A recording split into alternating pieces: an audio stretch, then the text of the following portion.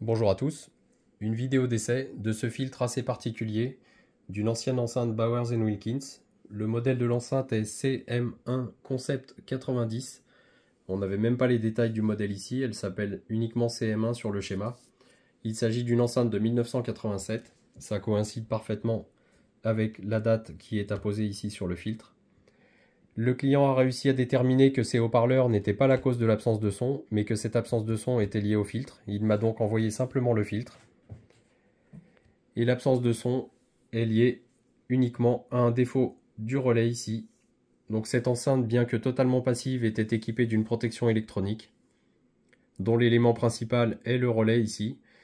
Alors quand tout va bien et que ce relais n'est pas sollicité, on utilise son contact normalement fermé.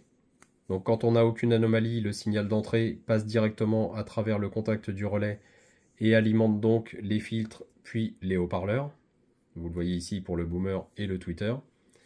Et lorsqu'on a une détection d'anomalie qui est faite par ces deux ponts diviseurs ici, l'un pour le boomer, l'autre pour le tweeter, on ramène avec les diodes D1 et D2 une tension ici qui vient piloter la base de T2.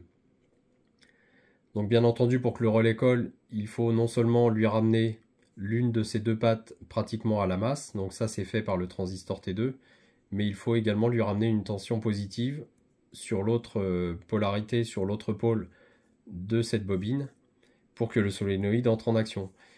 Et cette tension positive, elle est tout simplement réalisée en prélevant la partie positive du signal d'entrée. Donc ici on est censé avoir de la musique qui varie en permanence de part et d'autre de la référence, 0 volt. On prélève uniquement la partie positive de cette musique par la diode D4.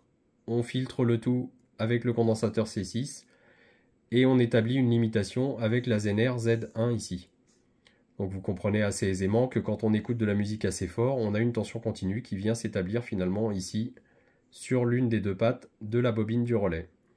Et lorsqu'on a une détection d'anomalie, on vient piloter T2 qui ramène pratiquement la masse ici sur cette autre patte de la bobine du relais. Le solénoïde entre alors en action, ouvre le contact ici, ce qui permet de séparer totalement la liaison entre l'entrée positive et à la fois les éléments du filtre et bien entendu les haut-parleurs. Donc c'est probablement ce qui s'est passé puisque le client me décrit qu'il a eu une anomalie au niveau de son ampli. Donc tout cela a été à détecter, cette protection électronique s'est mise en action. Malheureusement, c'est le relais qui a pris, c'est lui qui a fait son travail, mais il a subi un arc électrique assez important entre les deux contacts. Je n'ai pas trouvé de relais équivalent, j'ai donc démonté et reconditionné ce relais, j'ai gratté les contacts, je les ai repolis, ensuite j'ai appliqué du produit de contact dessus. Donc j'ai maintenant une résistance de contact très très faible, donc c'est ce qui est attendu, hein. On doit avoir un contact quasi parfait ici, quand tout va bien. C'est pratiquement ce que j'ai mesuré, j'ai réussi à faire une mesure à 0,02 ohm. Donc on est très très bien en termes de conduction. Ce qui permet maintenant au signal d'être véhiculé directement de l'entrée vers les filtres et vers les haut-parleurs. J'ai établi un petit montage pour vous faire écouter le fonctionnement correct de ce filtre, avec simplement une petite mini chaîne Pioneer qui me sert à diffuser des signaux de test stockés sur clé USB. Je vais lancer la lecture de mon bruit rose de test. Toutes les pattes sont pratiquement communes ici sur les haut-parleurs et sur l'entrée. Donc ça c'est assez simple à mettre en œuvre en termes de câblage.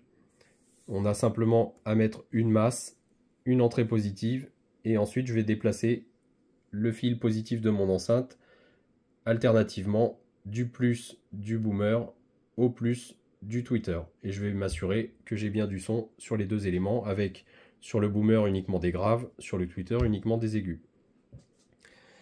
Donc le fil moins est relié directement au moins qui attaque l'entrée du filtre. Mon fil plus est ici, directement sur l'entrée qu'a dessoudé le client. Je prends maintenant le fil plus de mon enceinte, je l'amène sur le fil qui est censé alimenter le plus du boomer. Puis maintenant sur le fil plus du tweeter.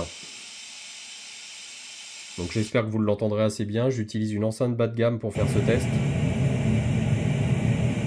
Donc le son n'est pas génial, mais ça permet de constater qu'on a bien des basses sur le boomer et des aigus qui vont vers le tweeter.